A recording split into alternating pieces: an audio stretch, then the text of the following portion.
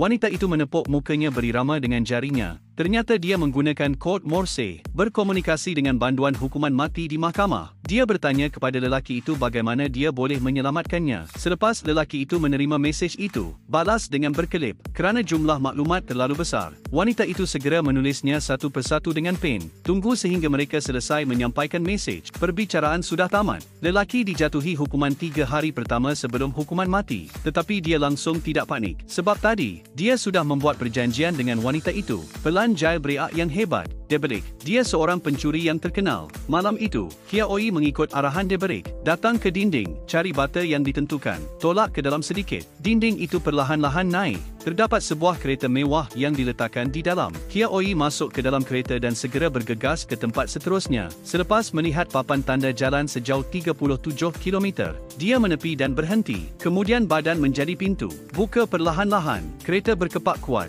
Terdapat dunia lain di sini. Masukkan kata laluan selamat anda. Kabinet muncul serta-merta. Di dalamnya penuh dengan wang kertas dan botol ubat berwarna-warni. Hiaoying, ambil ramuan kuning dan hijau yang ditetapkan oleh Debelik. Seterusnya, dia akan menggunakan ini untuk membebaskan Debelik dari penjara. Dia juga perlu mencari orang penting, Menteri Kehakiman. Orang ini mengambil kesempatan daripada kedudukannya untuk melakukan rasuah. Dan dia masih perfect lama. Tengok Hiaoi nampak cantik. Sentiasa mahu mengambil dia sebagai milik saya. Pada masa ini, ahli bina badan sebenarnya datang ke pintu. Dia tidak sabar untuk menutup pintu. Nak buat sesuatu segera. Tetapi Hiaoi memintanya untuk menyatakan keazamannya untuk mencintai dirinya sendiri. Menteri bersumpah di tempat. Sanggup masuk neraka untuk Hiaoi. Hiaoi tersenyum lembut. Ini yang awak cakap. Kemudian mengambil surat khabar di atas meja. Melihat berita bahawa Deb akan digilotin. Kata dia sangat ingin tahu tentang tokoh legenda ini. Saya nak jumpa dia sebelum dia mati. Menteri itu dengan tegas menolak selepas mendengarnya.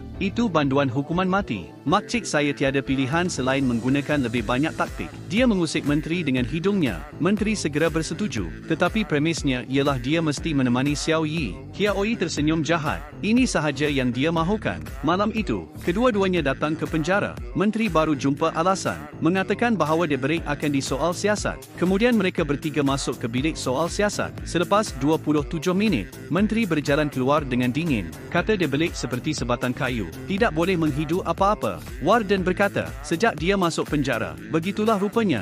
Pastikan muka lurus. Jangan cakap sepatah pun. Keesokan harinya adalah hari azab. Pengawal penjara memotong kolar Deberik. Tolak dia ke guilotin. Saya tidak sangka ia berlaku pada masa ini. Dia masih tanpa ekspresi. Seolah-olah tiada kena mengena dengan dia. Melihat kelakuannya yang luar biasa, ketua polis di sebelah tiba-tiba menyedari ada sesuatu yang tidak kena.